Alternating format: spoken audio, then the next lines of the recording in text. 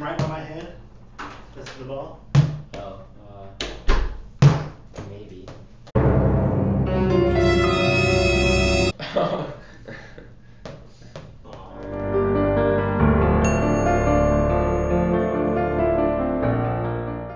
Alrighty, guys, how you doing? Welcome to episode. My voice is like an announcer thing. Revving that voice up there. Military life before and after. I'll have to ask my manager. My voice is changing. We were getting a lot of questions just about like transitioning, how it's been like since we got out. So we decided to do a kind of a general video of like our experience, like the first year we got out, like what it was like, what challenges and difficulties and things that we faced. I was 23 when I got out. You were? I was 30. 30? 28. You were 28? So we were all like mid-20s, later 20s, but what did you do right when you got out? Got married. You got married? You just shacked up? What you did though, you saved up like a fat nest egg. I did 3 back-to-back deployments. So you saved up a fat nest egg pretty much. Yeah. And got out and just paid for everything. Definitely save up for a cushion. Have a cushion. Yeah. Before you One thing that I messed up on that I wish I did, a lot of people say it's like double dipping or you're working the system or whatever, but you can collect unemployment right after you get out. Yeah, right after your when you get your DD-214 and you're out, you can apply for unemployment in California at least, and you're able to collect, but you have to obviously be actively looking for a job and stuff. Yeah. But I mean, see, I didn't. You can, yeah, like to be looking at that time. Yeah, I mean, we paid into it with our taxes. Why not? If you're eligible and you just get out and you don't have a job lined up right away, you're about to go to school, you don't have to stress out and stuff. You can collect unemployment, until you go to school and get your BAH.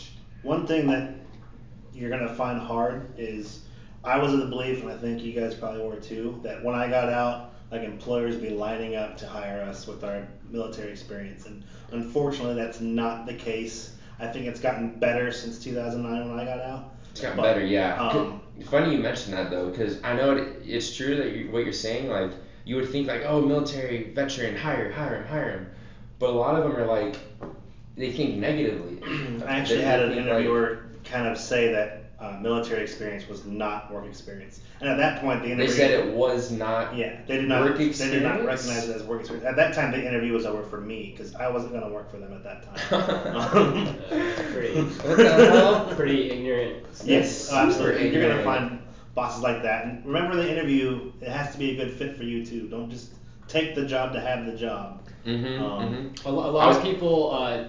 Their job, it's much easier if your job transitions well into the civilian world. Right, because a lot of times your MOS or your rate, whatever branch you're in, the description, it's not going to fulfill a lot of civilian jobs that they're looking for, like aviation mechanic. I'm specifically aviation, my experience. But obviously I had leadership experience, leadership skills. I had stuff that can cross over, but not job specific if I don't want to do aviation. For my rate, electronics technicians, I have a lot of friends that got out and they were able to find jobs real quick. GS jobs.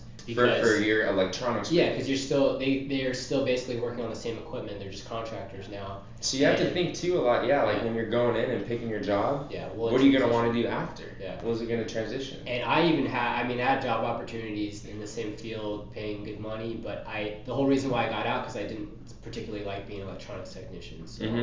And I actually had a different experience though from you, Joe, with getting out with the jobs. I actually had really. I got a job like that when I got out. I was on terminal leave. I applied for 2 serving jobs just in my town, like part-time, like a waiter while I was waiting to go to school.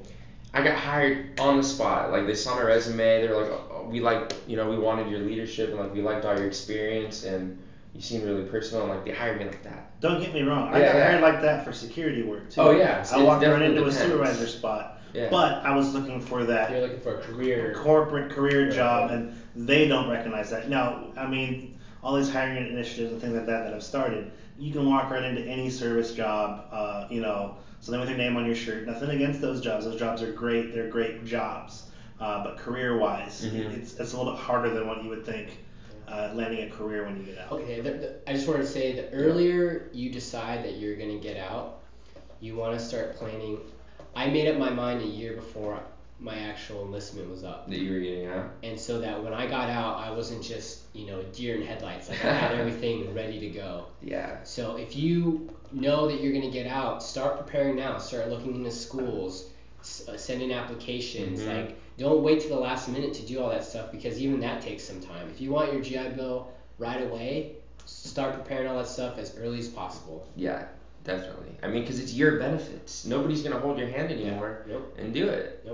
Another aspect is like, how did, like with family and civilians, like how did we all kind of transition back being a civilian after being in the military? Did you find any difficulties with that? Like calling, I don't know, a bathroom ahead for a couple months afterwards?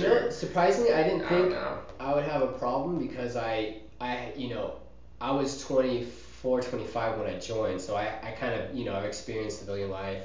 Yeah. So I thought coming out it wouldn't be as bad of a transition. It really wasn't, but I definitely found that certain things annoyed me more, like being punctual and on time. Like apparently is not a thing in the civilian world. It really is. Yeah, the one thing good that I got, I couldn't wait in line forever.